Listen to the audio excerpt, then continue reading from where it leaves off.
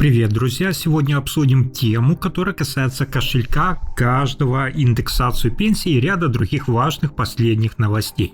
Вы наверняка слышали, что пенсионный балл в Германии с июля 2026 года вырастет до 42,52 евро. Для многих государственная пенсия – это основной источник дохода сегодня. В условиях, когда счета за отопление и цены на продукты продолжают расти, любые изменения в выплатах становятся особенно важными. С 1 июля 2026 года около 21,5 миллиона человек в Германии начнут получать больше. Официально утверждено повышение на 4,24%. Стоимость одного пенсионного балла поднимается с нынешних 40,79 до 42,52 евро. Это значит, что за каждый накопленный вами балл государство будет начислять на 1,73 евро больше. Откуда берутся эти цифры? Объясняю. В Германии действует правило: пенсии привязаны к росту зарплат работающего населения. Этот процесс называется динамикой зарплат. Поскольку в 2025 году доходы работающих выросли, правительство Мерца обязано скорректировать и выплаты. Решение уже утверждено Кабинетом министров, и теперь осталось формальное одобрение Палаты представителей федеральных земель Бундесрат. Давайте перейдем к конкретным суммам. В Министерстве труда сегодня используют понятие стандартного пенсионера. Это человек, который 45 лет платил взносы со средней зарплаты. Для такой категории прибавка составит около 77,85 евро в месяц. Если сравнивать это с прошлыми годами, то мы с вами видим одну из более высоких индексаций за последнее время. Например, в десятилетие до пандемии прибавки часто не превышали в 2-3%. Однако важно понимать, эти 77 евро сумма грязными. На руки вы получите, соответственно, меньше, так как из этой добавки будут удержаны взносы на медицинское страхование и страхование по уходу. Также не стоит забывать о налогах. Рост пенсии, соответственно, может привести к тому, что вы превысите необлагаемый минимум. Если ваша общая пенсия за год станет выше этого порога, налоговая служба начислит соответствующий налог. В следующих частях мы с вами разберем, как именно эти вычеты влияют на итоговую сумму и кому такой прибавки может оказаться недостаточно для покрытия повседневных расходов. И предлагаю сейчас разобраться, как именно считаются эти деньги. Если вы живете в Германии, вы наверняка слышали о пенсионных баллах. Представьте, что это некая такая валюта. Чем больше таких баллов вы накопили за всю трудовую жизнь, тем больше будет ваша выплата. Один такой балл показывает, сколько денег вам начислят за год работы со средней зарплаты по стране. И когда мы говорим об индексации, государство фактически поднимает стоимость этого одного балла. Поэтому и прибавка у всех разная. Тот, кто накопил больше баллов, соответственно, ощутит ее заметнее. Но важно быть внимательным сегодня к своим данным. Европейский потребительский центр и немецкое пенсионное страхование предупреждают о случаях рассылки фальшивых пенсионных писем и уведомлений. В них могут просить подтвердить личные данные или предложить платный перерасчет. Помните, официальные органы не запрашивают данные банковских карт или переводы по почте. Если что-то кажется вам подозрительным, лучше самостоятельно связаться со своим пенсионным фондом. А теперь действительно важная новость, о которой напоминает Министерство труда.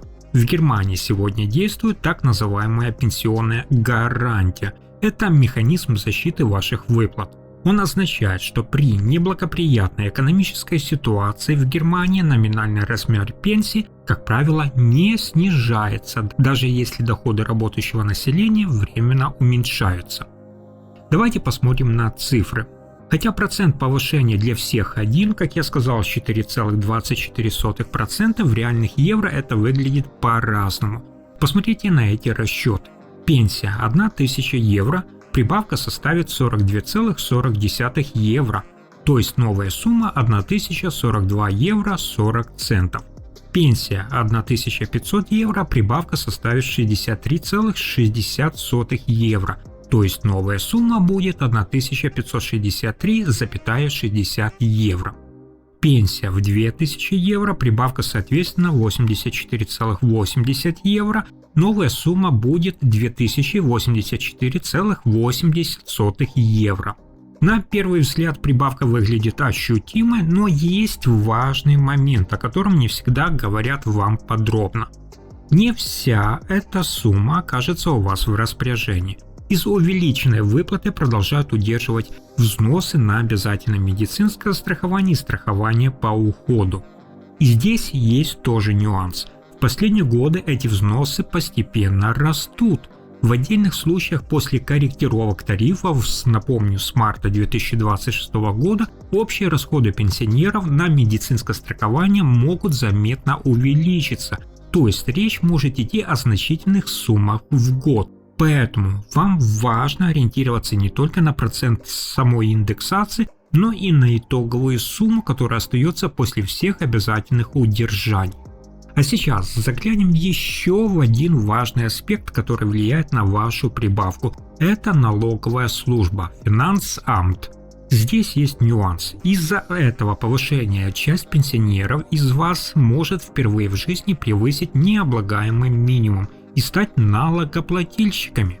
Если вы получаете пособие по старости, так называемую базу, будьте внимательны. Социальные службы рассматривают повышение пенсии как дополнительный доход, а значит, размер пособия может быть скорректирован. В результате итоговая сумма в распоряжении может остаться примерно на прежнем уровне. Но есть здесь, конечно же, и приятный момент в немецкой бюрократии.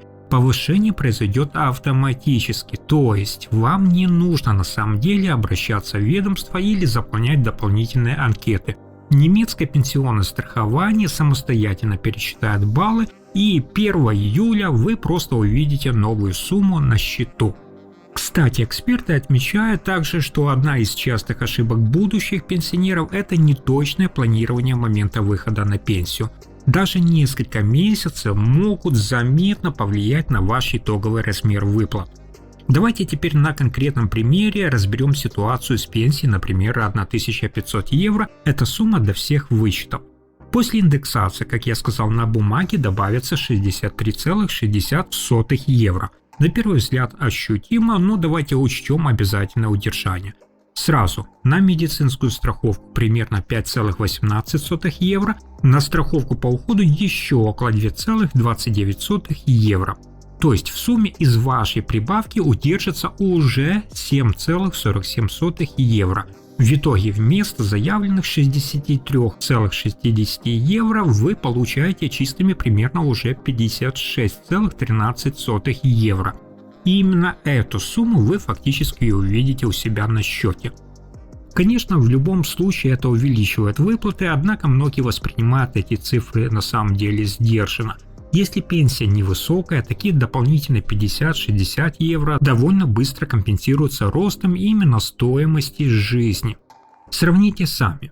Если базовые продукты или коммунальные расходы заметно дорожают, то эта прибавка скорее частично компенсирует расходы, чем приводит к ощутимому улучшению уровня вашей жизни. Именно поэтому сейчас в Германии активно обсуждается вопрос о финансовой нагрузке на пенсионеров и домохозяйства. Идем дальше к конкретным льготам, о которых многие забывают. Сегодня мы поговорим также о деньгах, которые у многих остаются без внимания. Речь идет именно о пособии на разгрузку. Если в вашей семье есть пожилой человек, за которым нужен присмотр, вы можете получать от государства до 131 евро в месяц. В год это превращается в сумму до 1572 евро.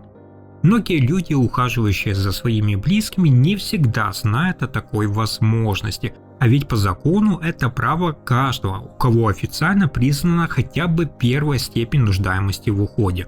По данным Министерства здравоохранения, эта выплата предназначена для того, чтобы дать вам, как родственникам, больше гибкости в уходе и немного облегчить повседневную нагрузку. Как же это работает на практике? Важно нам с вами понимать одну деталь. Эти деньги не выплачиваются напрямую наличными на свободные расходы. Это целевая поддержка, то есть система работает по принципу компенсации. Вы сначала оплачиваете услугу, а затем касса по уходу возмещает вам соответствующие расходы. На что можно направить эти 131 евро в месяц? Объясняю. Помощь по хозяйству – это один из самых востребованных вариантов. Сюда входит, например, уборка квартиры, стирка или помощь с покупкой продуктов. Сопровождение. То есть, если человеку требуется помощь при выходе из дома или просто компания, можно оплатить услуги сопровождающего. Дневной или ночной стационар. Если родственникам нужно работать, пожилого человека можно временно оставить под присмотром специалиста в центре. Еще. Кратковременный уход. Если ухаживающий временно отсутствует или не может выполнять свои обязанности, эти средства могут покрыть часть расходов на временное размещение в учреждении ухода. То есть, по сути, мы с вами видим, как государство предоставляет возможность частично компенсировать расходы на помощь и снизить ту нагрузку на родственников. Если сравнивать ситуации десятилетней давности, например, раньше такие выплаты чаще были доступны только при более тяжелых состояниях. Сейчас же даже при минимальной единичке это право закреплено законом. Таким образом, сначала вы оплачиваете услуги самостоятельно, а затем получаете компенсацию. В Германии это называется системой возмещения расходов. Еще раз скажу, что работает это так. Вы оплачиваете счет, например, за уборку или сопровождение к врачу, сохраняете официальный чек и подаете его в свою кассу по уходу. После проверки документов деньги вам возвращаются на счет. Важный нюанс: не все услуги сегодня подходят для возврата средств. Нельзя просто заплатить знакомому за помощь и рассчитывать на компенсацию.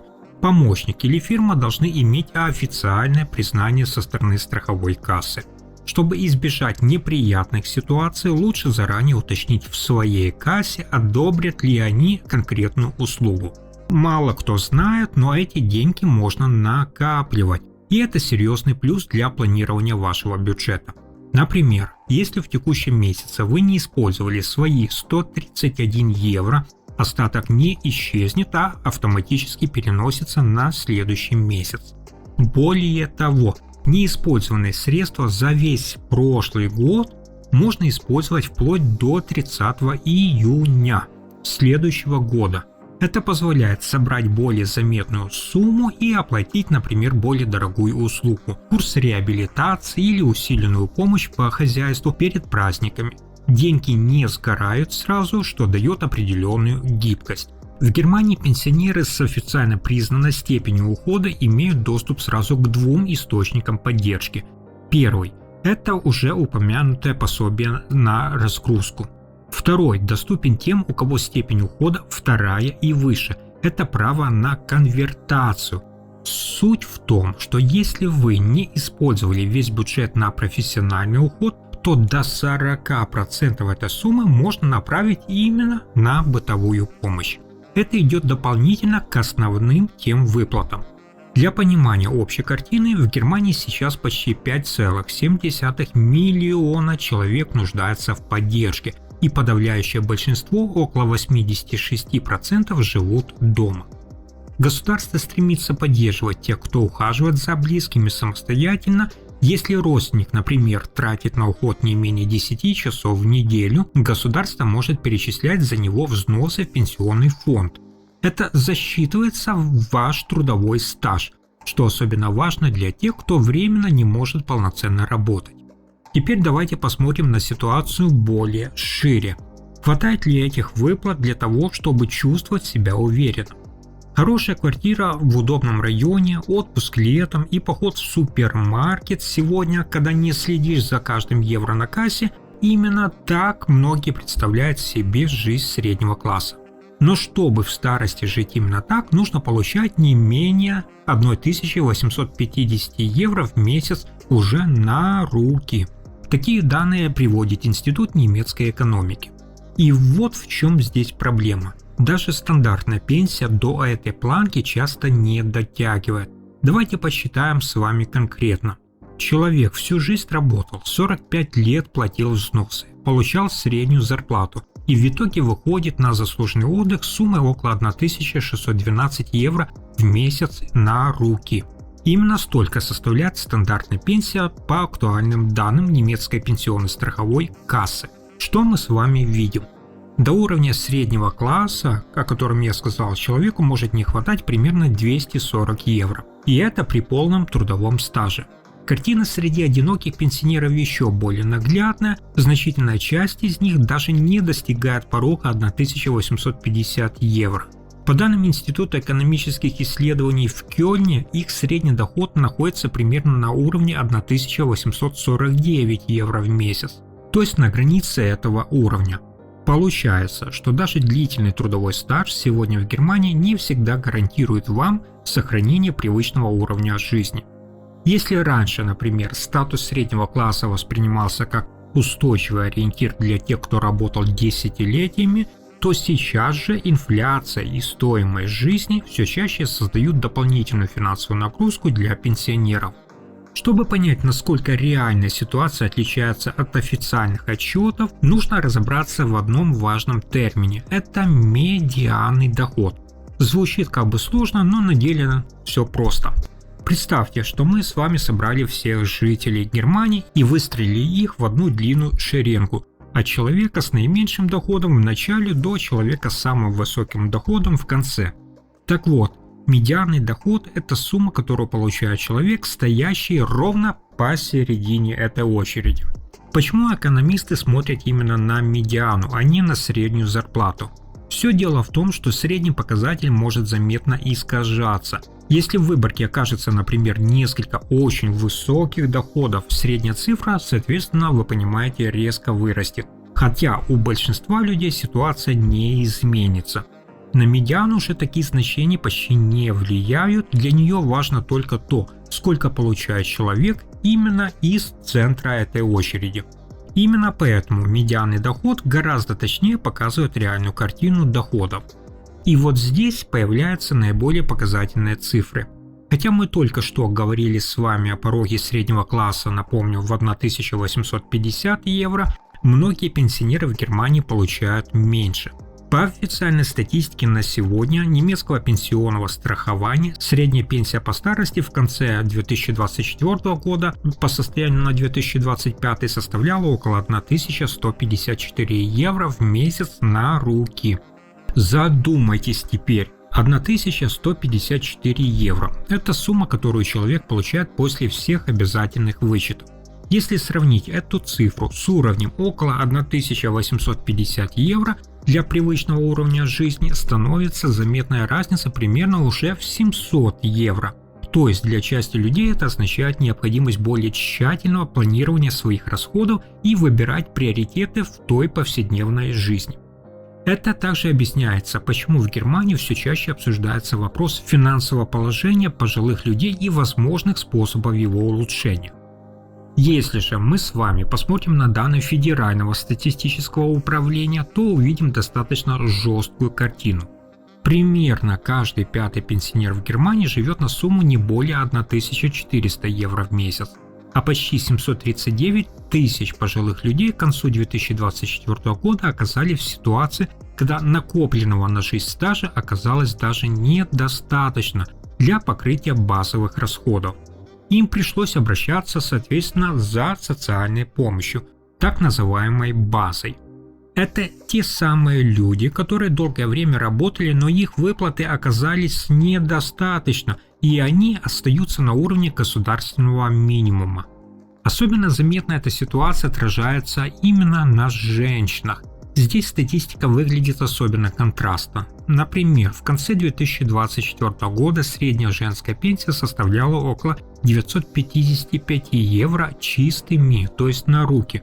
У мужчин ситуация несколько выше, в среднем около 1405 евро. Но разница, вы видите, почти в треть остается значительной. Только представьте, чтобы приблизиться к тому самому уровню среднего класса, о котором мы с вами только что говорили в начале, обычно немецкой пенсионерке требуется доход почти в 2 раза выше текущего.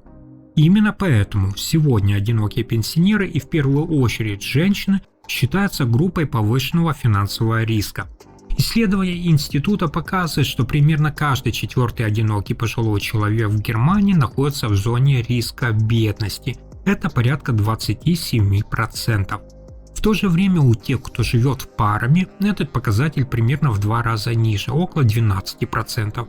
То есть, получается, что семья в старости – это не только поддержка, но и важный элемент вашей финансовой устойчивости. Вдвоем покрывать расходы на жилье и отопление объективно легче.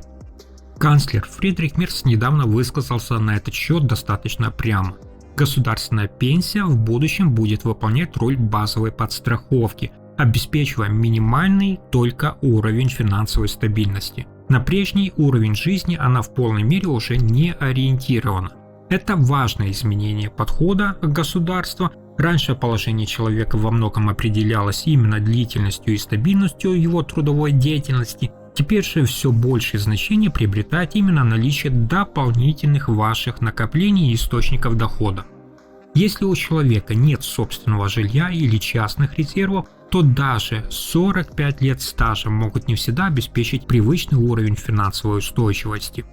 Но вы знаете, за прибавкой в евро всегда следует внимание налоговой системы. И здесь важно не пропустить тот самый момент, когда государственные правила могут повлиять на итоговую сумму ваших выплат.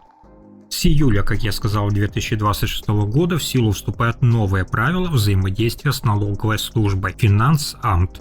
Ситуация складывается достаточно непросто. Еще в феврале многие из вас получили официальные письма от немецкого пенсионного страхования с предварительными расчетами, но там была в основном общая информация, а вот с момента июльского повышения действовать во многих случаях придется уже самостоятельно.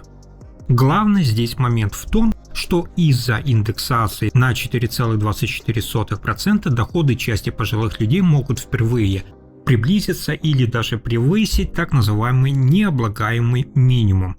И здесь есть важный нюанс. Налоговая инспекция не направляет автоматических напоминаний или предупреждений. То есть в Германии действует принцип самодекларации. Человек сам должен отслеживать изменения своего дохода и при необходимости подавать налоговую декларацию. Как именно в целом учитывается этот налог? Здесь применяется механизм, который называют суммой корректировки пенсии. Суть достаточно простая. При назначении пенсии фиксируется определенная часть, которая не облагается налогом. Но последующие повышения, которые происходят в течение времени, обычно с 1 июля каждого года, могут учитываться в налогооблагаемой базе. То есть разница между первоначально назначенной пенсией и текущими выплатами после повышения может попадать в поле внимания налоговой системы. Поскольку стоимость пенсионного балла того самого поднимается с 40,79 евро до 42,52 евро, этот дополнительный доход участием пенсионера может стать тем же фактором, при котором появляется обязанность подавать налоговую декларацию. Это касается разных категорий получателей, и тех, кто получает пенсию по старости, и тех, кто находится на инвалидном обеспечении или получает выплаты по случаю потери кормильца. Государство индексирует выплаты, чтобы компенсировать именно рост стоимости жизни, но одновременно с этим в отдельных случаях расширяется круг людей, которым приходится учитывать налоговые последствия таких изменений.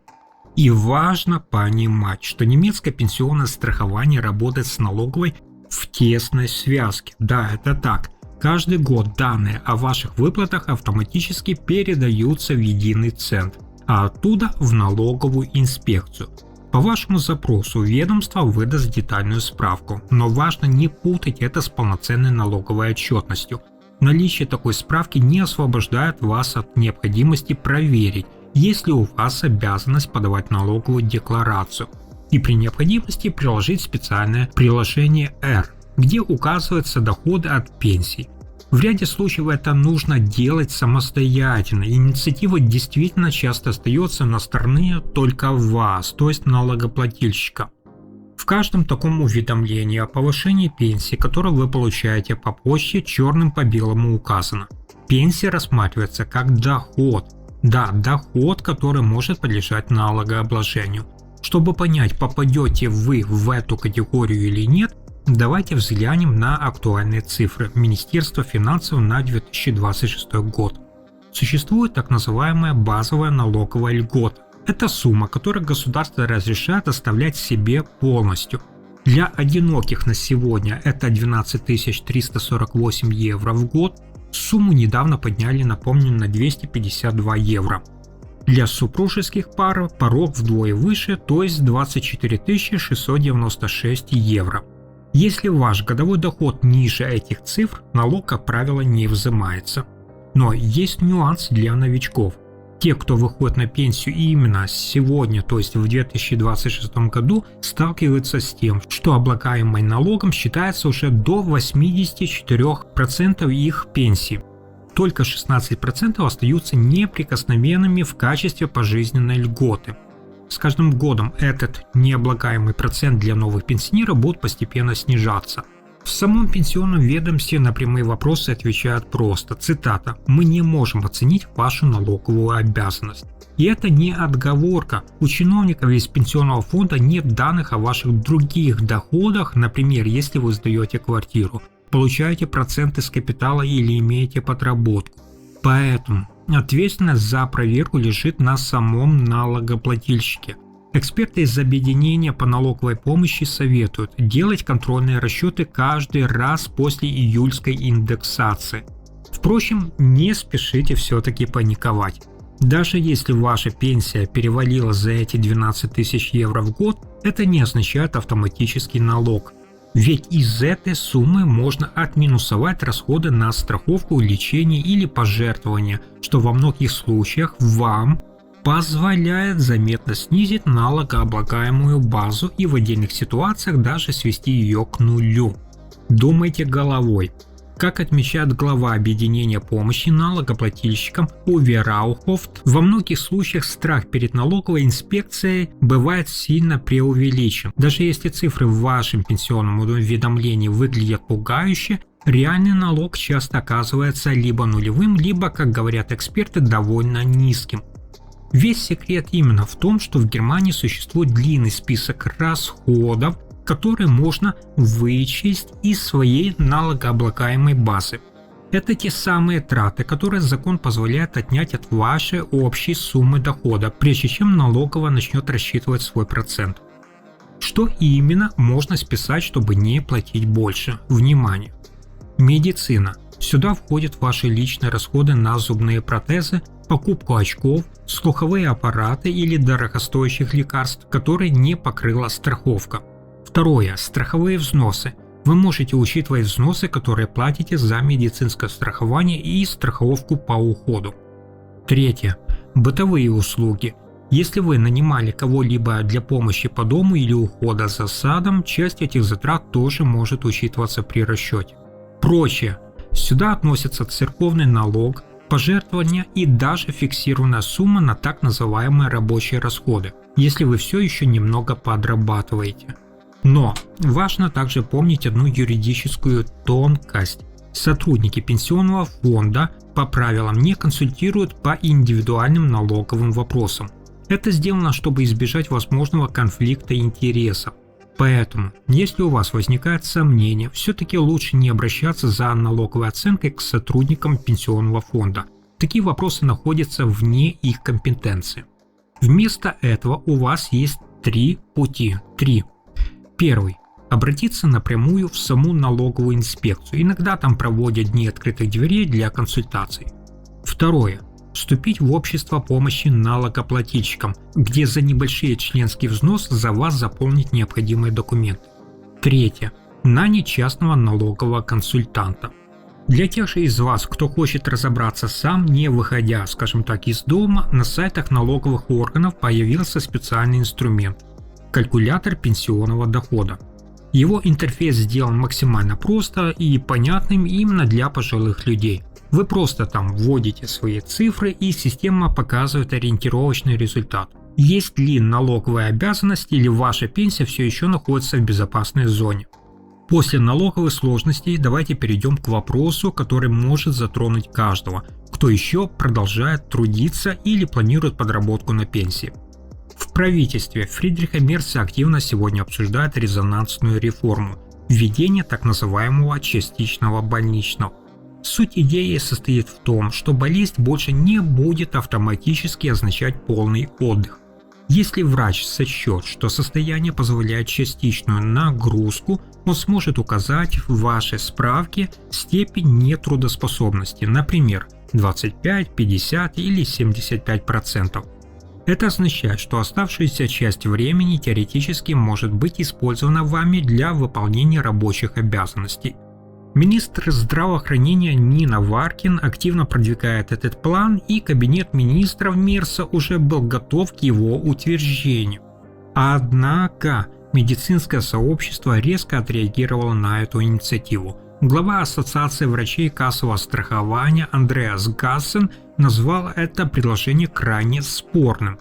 Его главный аргумент понятен многим специалистам. Вместо обещанного сокращения бюрократии появляется еще более сложная система.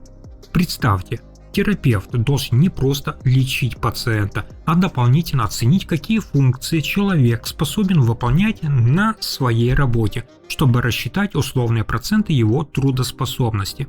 Как нам это делать? Бросать жребий? Задается вопросом Гассен. Врачи считают, что если человек болен, он должен проходить лечение, а не рассчитывать рабочую нагрузку по часам. В этой дискуссии уже наметились разные позиции. Глава врачебной ассоциации не только критикует реформу, называя ее неудачной даже идеей, но и предлагает альтернативу. По его мнению, более разумным шагом было бы сделать справку о нетрудоспособности, обязательной только с 4-го дня болезни. То есть это, по оценкам, могло бы снизить административную нагрузку и сэкономить системе около 300 миллионов евро в год, а также уменьшит количество формальностей для врачей и пациентов при легких заболеваниях. Для пенсионеров, которые подрабатывают, или для тех, кто скоро планирует выход на пенсию, эта реформа может стать серьезным, кстати, вызовом. Вместо полноценного восстановления система может начать подталкивать вас к работе в неполной нагрузке, что, как вы понимаете, в пожилом возрасте потенциально связано с дополнительным риском для вашего здоровья. Мнения самих жителей Германии по поводу частичных больничных также разделились, но скепсиса заметно, я вам скажу, больше. Самый частый аргумент, который можно услышать на улицах и прочитать в комментариях, цитата: «Ты либо болен, либо здоров, третьего не дано». Как метко заметила одна из читательниц немецких СМИ, цитата: «Не бывает частичной болезни, это все равно, что быть немного беременной». И ведь в этом, друзья, есть какая-то логика. Многие диагнозы, будь то тяжелый грипп, профессиональное выгорание или межпозвоночная грыжа, не предполагают компромиссов. Здесь требуется полноценное восстановление и покой, а не попытки отработать свои, например, 25% перед монитором или у станка. Германия сегодня хочет реформ, но люди-то ждут практичных и понятных решений, а не каких-то абстрактных идей, которые добавляют новые вопросы. Мы увидели с вами, что индексация пенсии – это не только прибавка, но и новые налоговые нюансы, а забота о близких требует внимательного отношения к государственным пособиям и льготам. Германия продолжает меняться, и не всегда эти перемены проходят без сложностей. Следите за выпусками, чтобы не упустить детали, которые напрямую касаются вашего кошелька и вашего будущего. Спасибо за просмотр, подписывайтесь на канал и до встречи в следующем выпуске.